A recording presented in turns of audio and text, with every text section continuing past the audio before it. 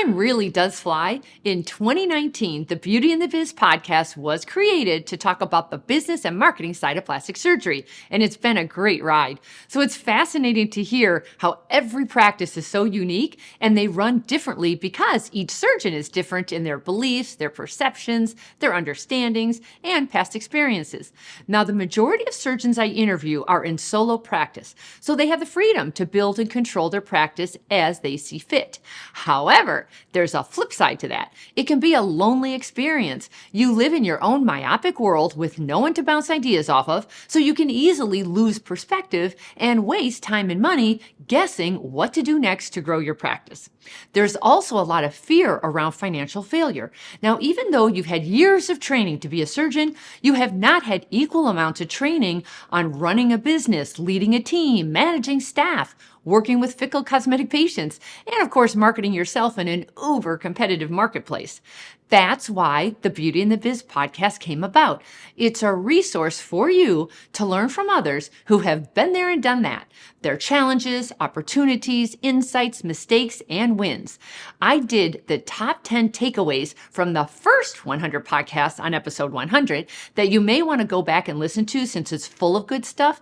So I went through the last 100 podcasts and pulled out 10 more top practice pearls. So here they are.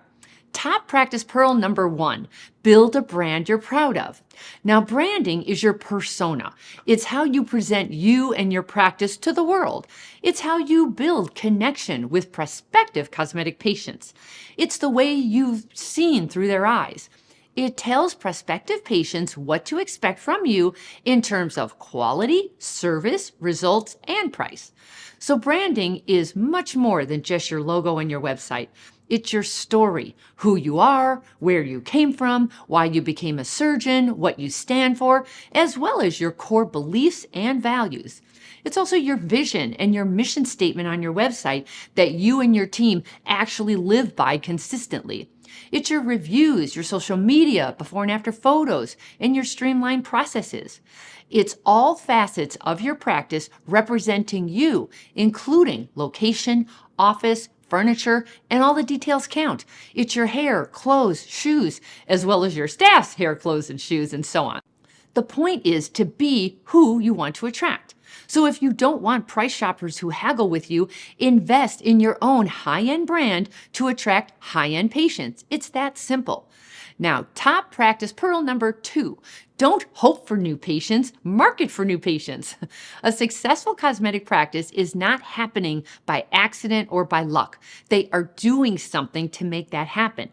Now, in today's competitive world, top practices execute many strategies to attract new patients. For example, they enhance their online presence by updating their website look, making it mobile friendly, adding social media buttons and before and after photos and videos. They consistently add fresh, updated content that's informative and compelling because that's how you increase your digital footprint on the internet.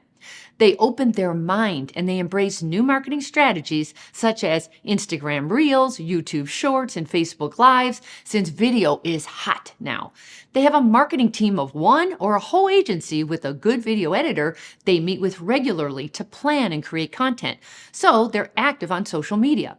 Now, they may even start a podcast and or hold an online patient webinar to educate consumer patients on their services. And reviews, before and after photos, and referrals are a top priority. They focus on their patient relationships and the journey the patient has with them because they realize that's where the reviews and the referrals are going to come from. By the way, the surgeons who have thousands of before and after photos on their website got them because they asked the patients themselves. Now, typically, 1/3 say yes, 1/3 say yes with restrictions, and another third decline. Now, the top practices typically have an ad budget and plan since organic SEO has become more challenging, so they need to advertise. However, they watch those numbers carefully to be sure they're at least breaking even since they can make it back with valuable patients returning, referring, and reviewing. Now, here's top practice pearl number 3, automatic marketing system. The top practices use marketing automation to map out automatic marketing plans with funnels, with email automation, SEO, landing pages, opt-in forms, and follow-up sequences to handle incoming leads more efficiently, which is a key point in my 10 top practice pearls. Now, they realize this is a numbers game and not all leads are equal. So they get help setting up technology to triage and respond accordingly. Now, they also train their staff and hold them accountable on their lead gen process so staff is clear where they fit into the system.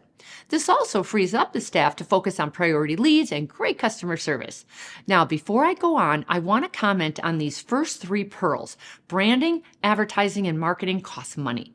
Hiring enough staff and the right staff costs money. But surgeons hate to lose money, so they skimp in these areas and wonder why their competitors are doing better. The answer is because the top practices invest in their growth and they hire the best they can afford. It's a mindset shift worth considering. Now, here's top practice pearl number 4. Get good at the fundamentals. The biggest problem holding you back might be your narrow focus on getting more leads.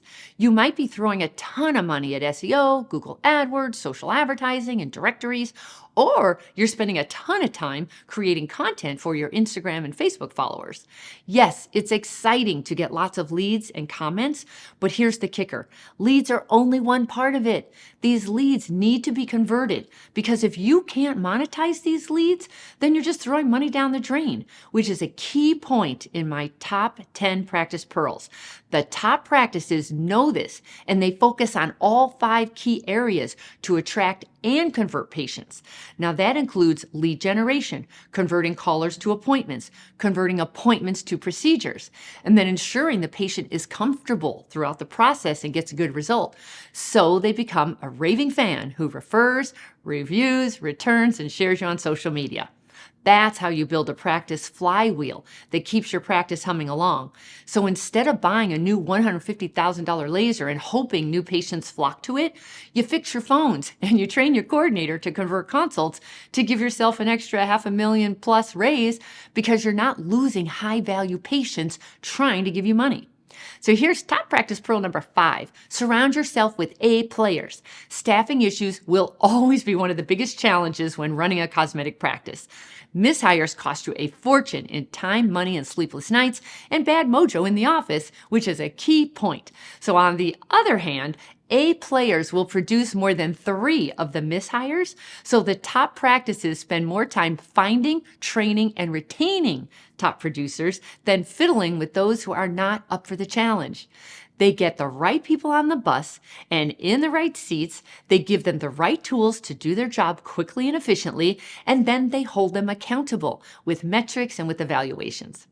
They make it a priority to develop a positive culture that employees enjoy and are loyal to, because a negative culture creates angry or frustrated employees, poor communication, lack of passion, and staff feeling underpaid, overworked, and unappreciated.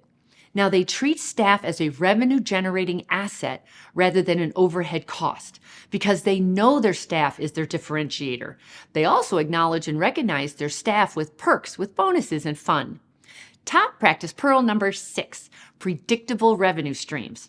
The top practices realize the value of cosmetic patients who want to look good today, next month, next year, and for years to come. So, while surgery is their main focus, there's much money left on the table when that patient is treated as a one and done rather than as a patient for life. It's getting too confusing, expensive, and time-intensive to constantly refresh with brand new stranger patients. So the top practices offer a loyalty rewards program to nurture their patients to return, refer, review, approve their photos, and share on social media with their friends and followers. Now, this gives them a competitive edge because it costs a fortune to attract a new patient and almost nothing to keep that patient loyal to you without spending a dime on advertising. By the way, I can help you out with this one, so let me know. And then there's top practice pearl number 7, embrace change. The top practices are not only good with change, they embrace it. They see challenges as opportunities to learn and grow, to improve their practice and better their best, to learn new skills, which is a key point in these top 10 practice pearls. Now, to take calculated risk, but they plan for the unknown. They face many challenges, but they keep their optimism that the future will be good, and that gives them strength to tackle the challenges coming up. So they're adaptable and they're able to abandon their old ways in favor of where the world is moving. For example, they go digital and they embrace social media and video. They believe they have control and the power to shape their destiny. They depend more on themselves than on the whims of the world. Now here's top practice number 8. Lead the team. There's a popular business quote from Peter Drucker that says, "Only 3 things happen naturally in organizations: friction, confusion, and underperformance. Everything else requires leadership." The top practices know that success starts at the top. They take responsibility for their wins and their losses, and they look at failures as feedback, and they just keep on going. They have passion and love for what they do, and they're driven to build a successful practice. They push themselves and their staff to excellence. They study leadership principles and lead by example. They're decisive and they communicate clearly, and they meet regularly with their team to talk about their vision, their values, and their goals. They celebrate their wins while acknowledging and appreciating their team. They collaborate with their team, and they see this as a group effort since they can't do it alone. Note, every top practice I have interviewed on Beauty and the Biz is giving back. It makes them feel good. It gives their staff a bigger why, and it's also great for their brand, which is a key point when you're trying to be the top practice. Now here's top practice pearl number 9. Resilience is a skill. Resilience is defined as the capacity to withstand or to recover quickly from difficulties and challenges through mental, emotional, and behavioral flexibility and adjustment to external and internal demands. Now, the surgeons running the top practices have resilience. They have bounced back from all sorts of setbacks, including partnership breaking up after working together for years, having long-term office managers abruptly quit, rogue associate causing drama in the office, embezzlement, frivolous lawsuits, illness, hurricanes, build-out permit delays, and it goes on and on. But no matter what, they get back up, they dust themselves off, and they get back at it. They know this is just a part of doing business, and they keep their focus on the end results and solutions. Now, they also turn to their trusted advisors, colleagues, and friends for guidance and support. And lastly, here's top practice pearl number 10, streamline, scale, and/or sell. Now, the top practices use their business and marketing skills to set up an efficient money-making machine that runs smoothly. They streamline their processes, they have others manage the practice while they lead the way, and they oversee the numbers, which is another key point. Then they scale to have predictable revenue streams that are transferable.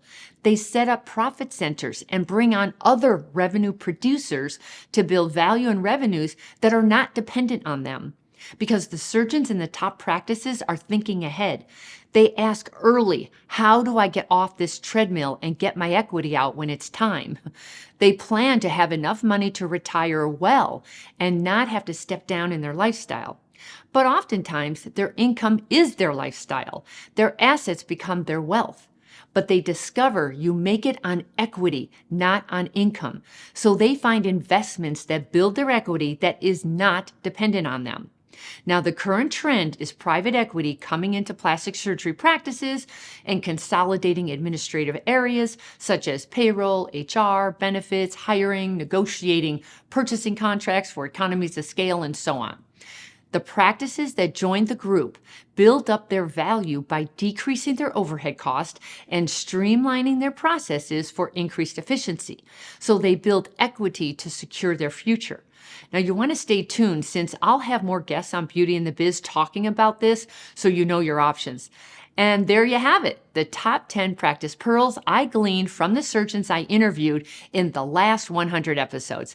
Thank you so much for listening. I appreciate your interest, and I'm working on the next 100 episodes, so be sure to subscribe. And of course, please contact me if you could use some help. You can leave a message for me on my website at catherinemaley.com, or you can certainly DM me on Instagram at catherinemaley MBA. Thanks so much.